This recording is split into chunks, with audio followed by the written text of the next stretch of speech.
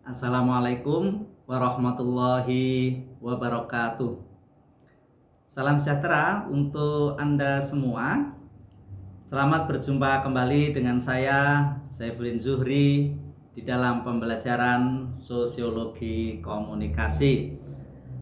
Pada pertemuan kita kali ini, kita akan bahas satu topik yang berjudul efek media massa. Nah, para peserta pembelajar, sebagaimana yang sudah kita bahas pada pertemuan-pertemuan sebelumnya, bahwa dunia sekarang ini sudah memasuki era globalisasi informasi. Disitulah di era globalisasi informasi, proses-proses interaksi sosial termasuk di dalamnya komunikasi, manusia hampir niscaya menggunakan perangkat teknologi informasi dan komunikasi. Kehadiran teknologi tersebut tentu menjadikan proses-proses komunikasi menjadi semakin termediasi. Memang komunikasi secara langsung tentu saja masih tetap terjadi. Tetapi intensitas kehadiran teknologi, informasi dan komunikasi yang semakin canggih di dalam peradaban modern sekarang ini menjadikan manusia sangat tergantung dengan perangkat teknologi tersebut. Intinya, kehadiran media menjadi hal yang seakan niscaya dalam proses-proses interaksi dan komunikasi di dalam masyarakat. Nah, media itulah kata kuncinya. Di dalam era masyarakat informasional dan komunikasional semacam ini, tentu media mengalami pergeseran. Jika dulu media itu hanya sekedar instrumen atau alat untuk mentransmisikan pesan, maka pada era sekarang ini media berpengaruh jauh lebih besar dalam proses-proses komunikasi. Walaupun unsur-unsur komunikasi tetap saja ada pembuat pesan, penerima pesan, ada pesan itu sendiri, kemudian ada media, dan ada umpan balik. Dulu berjalan secara seimbang unsur-unsur komunikasi tersebut. Tetapi fenomena sekarang ini, media berperan dan berpengaruh jauh lebih besar daripada era sebelumnya. Media bukan hanya alat pentransmisi pesan, tapi media sudah menjadi entitas sosial, bahkan menjadi value di dalam kehidupan masyarakat. Nah, besarnya peran media inilah kemudian muncul yang bernama efek media. Jadi topik tentang efek media massa diletakkan dalam posisi atau situasi sedemikian rupa. Nah, para peserta pembelajar, apa sih maksudnya efek media? Intinya, efek media itu suatu kesan yang timbul pada pola pikir khalayak akibat adanya suatu proses penyampaian pesan melalui media atau alat-alat komunikasi mekanis, ya, seperti surat kabar, televisi, radio, dan lain sebagainya, termasuk kehadiran dari new media atau media baru sekarang ini yang kebanyakan berbasis pada jaringan internet. Nah, paparan dan intensitas penggunaan media inilah kemudian berpengaruh kepada penggunanya, baik secara individu maupun kelompok masyarakat, ya, sejak dari cara pandangnya, pola pikirnya, perilakunya, tata nilainya. Nah, itulah yang terjadi pada efek media. Nah, para peserta pembelajar, mengapa media memiliki efek yang begitu besar di dalam kehidupan kita bersama? Ada beberapa karakteristik media massa memang. Tentu saja ini adalah dalam konteks media massa konvensional, ya. Karena media massa konvensional ini biasanya bersifat melembaga, kemudian bersifat satu arah, ya. Kemudian dampaknya itu meluas dan serempak, ya, dan biasanya menggunakan perangkat teknis, ya, atau peralatan-peralatan teknologis, dan biasanya bersifat terbuka. Inilah yang menjadikan efek media massa itu sedemikian besar pengaruhnya di dalam kehidupan manusia. Nah, para peserta pembelajar menurut McQuail, tipologi dari efek media massa itu berada dalam berbagai skema ya. Ada yang tipologinya itu jangka durasi waktunya lama ya efeknya, ada yang bersifat sementara atau waktunya pendek. Ada yang efek itu memang direncanakan ya, memang sudah di planning, sudah ditetapkan target-targetnya, tujuan-tujuannya, jadi terencana dengan baik ya. Ada yang tidak terencana. Nah, inilah para peserta pembelajar bagaimana skema efek media massa McQuail ini. Mohon peserta pembelajar untuk menelaah lebih jauh secara detail bagaimana efek media massa itu terjadi. Nah, para peserta pembelajar, tentu efek media massa yang harus kita kritisi adalah ketika efek itu berdampak merusak ya. Dan kalau kita lihat bagaimana tahapan daya rusak dari efek media ini melalui berbagai tahapan ya. Contohnya ketika pada tahap pertama dia hanya sekedar merusak sistem perilaku ya. Tentu saja ini didahului dengan mengubah mindset, cara pandang ya. Kemudian dari perubahan cara pandang itu kemudian perilakunya berubah ya. Ini juga bukan hanya pada tataran individu tapi nanti berlanjut pada perilaku kelompok, perilaku di masyarakat. Nah, kalau ini tahapan pertama sudah terjadi maka akan melangkah pada tahapan merusak yang kedua. Bukan hanya tahapannya individu yang bersifat spontan, tetapi ini sudah merusak sistem perilaku itu sendiri ya. Budayanya berubah, tata nilainya berubah, bahkan strukturnya berubah. Nah, kalau sudah semacam ini, maka ini akan merusak sistem secara keseluruhan dalam kelompok atau kehidupan masyarakat ya. Sistem budayanya menjadi berubah. Nah, inilah dahsyatnya dari pengaruh efek media massa dalam kehidupan masyarakat. Saya mohon peserta pembelajar untuk mengembangkan ini, bagaimana daya rusak dari efek media massa ini di dalam perilaku kehidupan bermasyarakat. Nah, para peserta pembelajar masih merujuk pada pemikiran McQuail, efek media massa yang terjadi dalam masyarakat itu ada berbagai poin ya. Setidaknya pertama tentu saja ini dilihat dalam konteks globalisasi ya. Biasanya globalisasi ini akan merubah sistem kehidupan masyarakat dari yang tradisional ke modern dengan berbagai implikasinya. Itu yang pertama. Kedua, globalisasi merupakan wahana terhadap ekspansi dari kaum kapitalis. Tentu efek media ini adalah bagian dari bagaimana monopoli dan hegemoni relasi kuasa yang dilakukan oleh kaum kapitalis ya, itu kedua.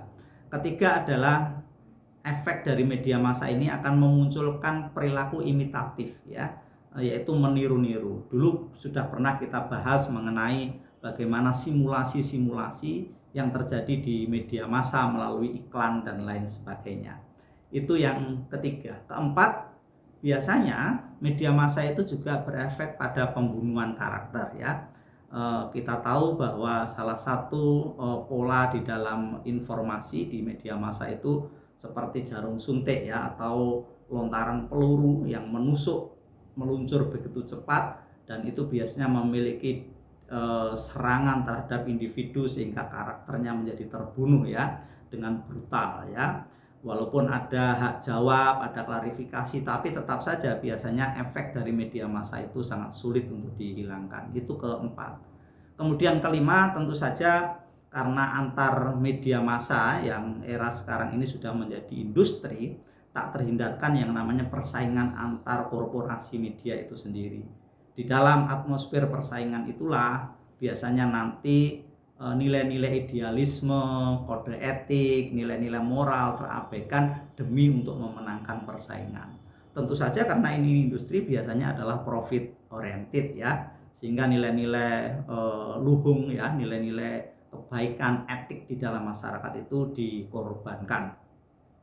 Kemudian keenam, eh, efek media massa biasanya sering sekali akan mengunggah komoditas yang memiliki daya jual tinggi. Nah, kalau kita lihat, kalau kita petakan, memang salah satu komoditas yang memiliki nilai jual tinggi itu adalah porno media, ya. Hal-hal yang bersifat pornografi, ya. Ini biasanya memiliki daya rusak yang cukup besar di dalam struktur masyarakat. Nah, efek lanjutnya apa tentang porno media ini? Tentu biasanya nanti mengarah pada institusi keluarga, ya. Perceraian meningkat, harmoni keluarga menurun, ya. Hubungan-hubungan sosial antar anggota keluarga rusak. Nah, ini adalah akibat dari porno media. Ketujuh adalah efek media massa ini juga memunculkan ketakutan massal, ya.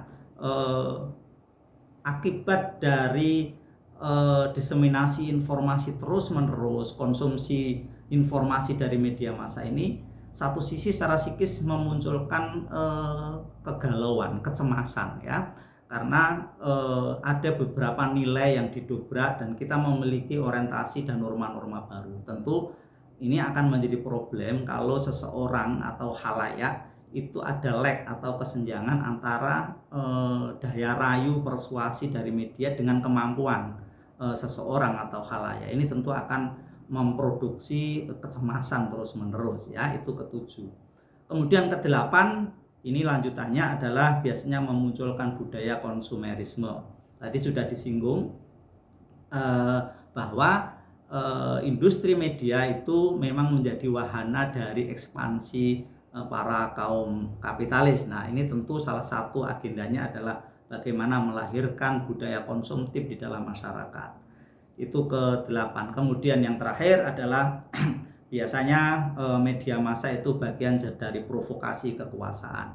Kita tahu bahwa media merupakan wahana paling strategis untuk bagaimana para penguasa itu mengkampanyekan kepentingan-kepentingan kekuasaan. Saya kira ini pernah kita bahas pada pertemuan sebelumnya, yaitu tentang bagaimana konstruksi realitas di media massa itu yang syarat dengan kepentingan-kepentingan dan relasi kuasa.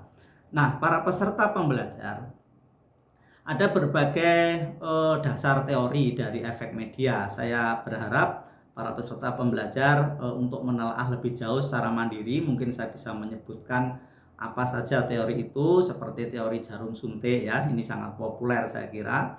Kemudian ada model aliran bertahap, ada proses selektif, kemudian ada selektivitas pesan, ada teori pembelajaran sosial, ada teori kultivasi, ya. Kemudian ada teori priming, teori agenda setting, teori katarsis, dan juga teori kritis. Saya berharap para peserta pembelajar apa isi dari masing-masing teori tersebut mengenai efek media massa. Nah, para peserta pembelajar, sebetulnya kepada siapa efek media massa ini terjadi, ya? Tentu saja memiliki berbagai sasaran. Biasanya efek media massa itu terjadi tentu saja kepada individu, ya, bersifat perseorangan atau individual. Paparan dari informasi dari media massa itu yang dikonsumsi oleh individu tentu biasanya akan mempengaruhi individu, ya, sejak dari cara berpikirnya, cara pandangnya, perilakunya. Nah, karena individu sudah menjadi anggota dari masyarakat, tentu ini akan juga berpengaruh sasaran kedua, yaitu terhadap masyarakat sosial, ya. Hidup berkelompok, kalau semuanya terpapar dari media massa itu tentu akan merubah juga di dalam lingkup kehidupan masyarakat sosial. Dan yang terakhir adalah menyasar pada apa yang disebut dengan sosial budaya, ya, bahwa di dalam struktur masyarakat itu tentu ada nilai-nilai yang menjadi sosial kolektif, ya, menjadi kesepakatan bersama tentang tata nilai, tentang perilaku, tentang nilai-nilai budaya. Dan ini kalau terus-menerus terpapar oleh media maka juga akan berubah juga, ya, akan berdampak. Nah, para peserta pembelajar, kalau di dalam tataran individu itu bisa terjadi pada tataran kognisi, kemudian afeksinya dan behavioralnya. Kemudian kalau pada masyarakat sosial itu terjadi pada perubahan-perubahan sosial di masyarakat. Nah, kalau terjadi pada sosial budaya, maka implikasinya juga jauh lebih banyak ya. Seperti muncul yang namanya budaya massa ya, industri budaya pop itu maka akan menjadi konsumsi di dalam perilaku budaya kita. Kemudian memunculkan sikap acuh ya. Karena paparan media ini orang jadi tidak peduli dengan orang secara physically berdekatan ya, tetapi dia lebih berorientasi bereferensi terhadap media massa. Kemudian terjadi polusi informasi ya, karena saking banyaknya informasi yang diterima, kemudian informasi itu mengalami polusi ya, kita menjadi sulit memilah mana kebenaran dan mana yang bersifat rekayasa. Kemudian mempengaruhi pikiran, tindakan ya, termasuk juga pengetahuan, persepsi dan sikap-sikap seseorang. Nah, inilah para peserta pembelajar efek dari media massa terhadap masyarakat. Nah, itu baru media massa konvensional. Nah, kita sekarang sudah memasuki era media baru atau new media yang berbasis pada jaringan dan internet. Tentu ini daya efeknya jauh lebih luas karena media massa yang berbasis pada online ini memiliki karakter yang jauh lebih heterogen, kompleks dan rumit ya. Ciri-cirinya seperti media online ini lebih bersifat bebas ya. Kalau media konvensional itu terinstitusionalisasi, terlembagakan. Jelas kantornya, jelas institusinya, jelas badan hukumnya. Tetapi kalau media online ini tidak jelas ya, sehingga masing-masing orang bisa menjadi subjek atas dirinya sendiri. Disinilah kemudian media online ini menyediakan ruang kebebasan yang jauh lebih luas. Itu pertama cirinya. Kedua, media online ini safe and reaccessible. Rekam jejak elektronik itu akan tersimpan, data-data itu akan terekam dengan baik secara elektronis dan kapanpun bisa diakses. Nah, ini menjadikan persoalan privasi menjadi rumit untuk dilindungi ya. Kemudian tentu saja media online ini lebih bersifat cepat, real time ya. Berbeda dengan media konvensional, mungkin dia terbatasi. Contohnya media cetak itu paling cepat sehari.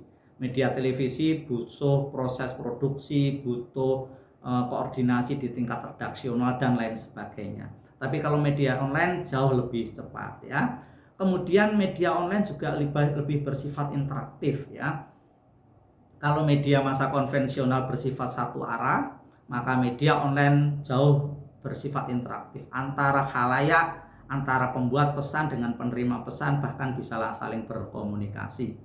Kemudian kelima, tentu saja karena kecepatan, media online biasanya selalu terupdate ya, setiap detik, setiap saat itu bisa mengupdate diri ya.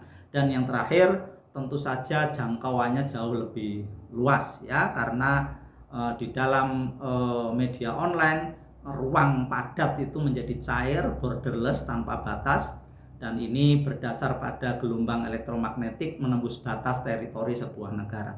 Nah, tentu ini memiliki jangkauan yang lebih luas. Nah, melihat dari ciri-ciri media online semacam itu, tentu kalau kita cermati dari bahasan tentang efek media, tentu efek media yang terjadi di media online ini jauh lebih rumit, lebih heterogen dan lebih kompleks.